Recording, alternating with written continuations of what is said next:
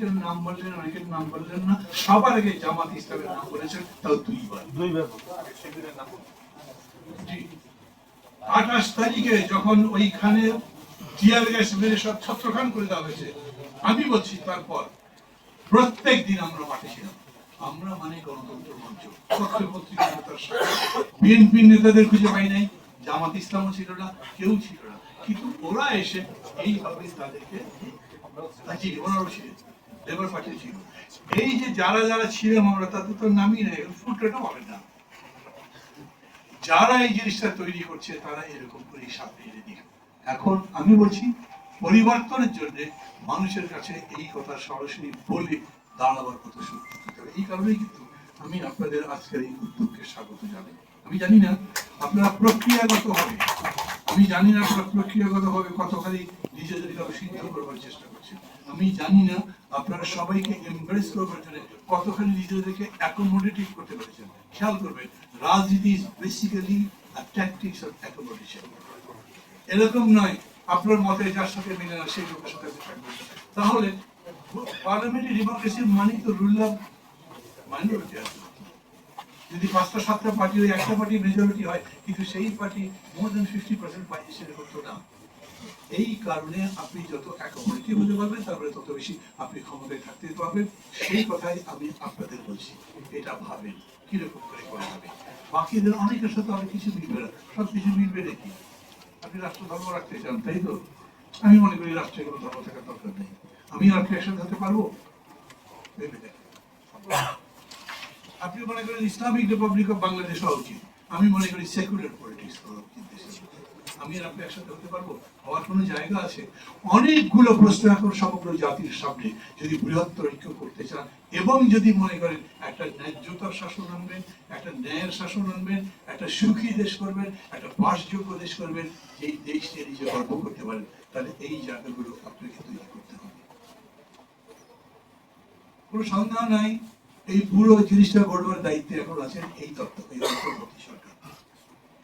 এবং মেজর আসলে এটা খুব চমৎকার বলেছেন, এইটা কোনোভাবেই একটা তত্ত্বাবধায়ক সরকার নেই, এটা অন্তর্বর্তী সরকার। অন্তর্বর্তী সরকার মানে কি? এই সরকার থেকে ওই সরকারে যেতে যে সময় লাগে তার মধ্যে সময় যেতে, তো এই সময় আপনার যত কাজ আছে আপনি সবই করতে পারেন। আবার বলি আমি, এই সময়ের মধ্যে আপনার সামনে যত দায়িত্ব আসে সবই করতে পারেন। বিরাট একটা বন্যা আসে, সেটা মোকাবেলা করবেন। আপনার পাশের দেশ যদি আপনার হামলা করে তার মোকাবেলা করবেন। আপনার যদি দেশে দুর্ভিক্ষ পরিস্থিতি হয়, তাহলে আপনি তার জন্য জরুরি অবস্থা জারি করে এই পরিস্থিতি সামাল দেওয়ার জন্য সব দায়িত্ব পালন করতে পারেন। তখন আপনি কি কেউ বলতে পারবেন না আপনি তো অন্তর্বর্তী সরকার, আপনি সরকার তো ওইটাই, আর তো সরকার নাই। অতএব যখন সংস্কারের প্রশ্ন আসে তখন সংস্কার সম্পর্কে স্পষ্ট করে বলতে হবে তারা কি করতে চান। আমার তো মাঝে মাঝে বুঝতেই অসুবিধা হয় সরকারটা আসলে কোনটা। কেন এই সরকারকে আনলোকে ডক্টর নিজেই বলেছেন, ওরাই আমার নিয়োগ করেছেন না, ওরাই এখন সরকারের বিরোধী করে মাঠে নামছে, সরকার মানে। আমি কার পক্ষে? আমি কার পক্ষে বলছি না, আমি আপনাদেরকে সত্যটা বোঝার জন্য বলছি। এই যে এখন তারা একটা বলছে না প্রোক্লামেশন, কি প্রোক্লামেশন?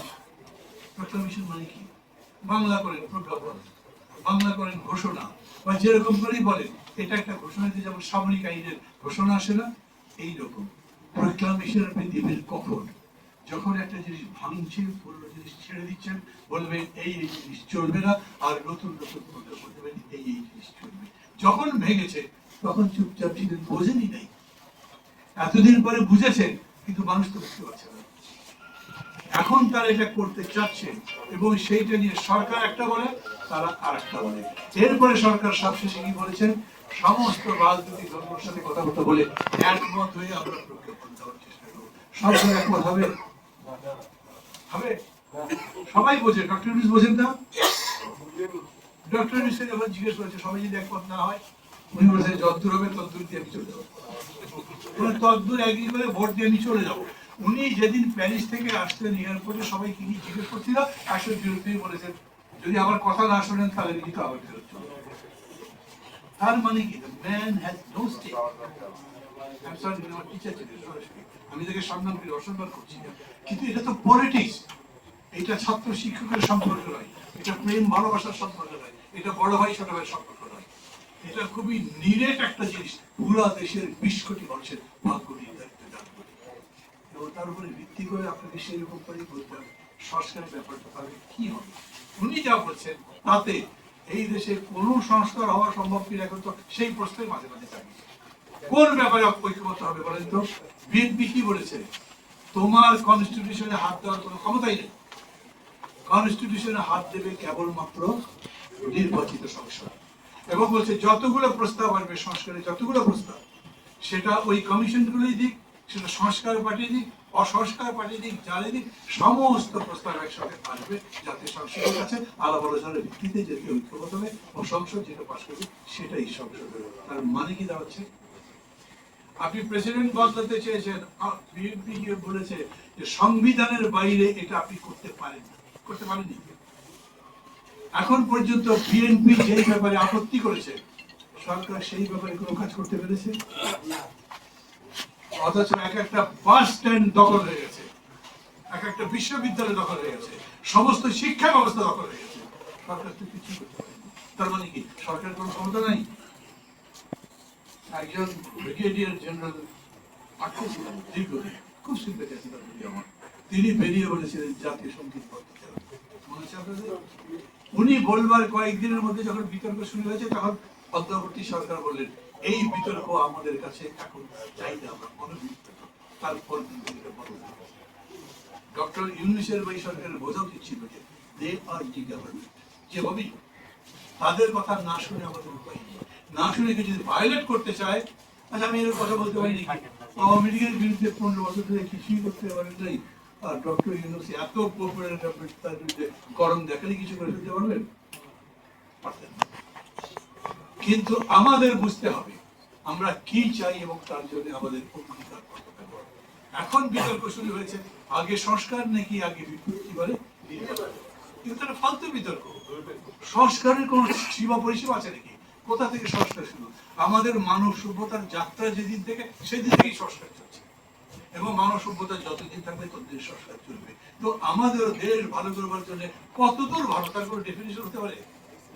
যেহেতু হতে পারে না, অতএব আপনাকে তো অপেক্ষা করতে হবে অথবা আপনাকে ফিক্স করতে হবে এই বিষয়টা। আমি ভাই সিম্পলি বুঝি একটা ভালো ইলেকশন চাই, কারণ আপনি তো দাম কমাতে পারবেন না, আপনি পুলিশ ঠিক করতে পারবেন না, ছিনতাই লুটপাট শুরু হয়ে গেছে না, কিছু করতে পারবেন না, সিভিল অ্যাডমিনিস্ট্রেশন ঠিক করতে পারেন না, করতে পারছেন না যখন তাড়াতাড়ি ভোট দিয়ে দেওয়া ভালো।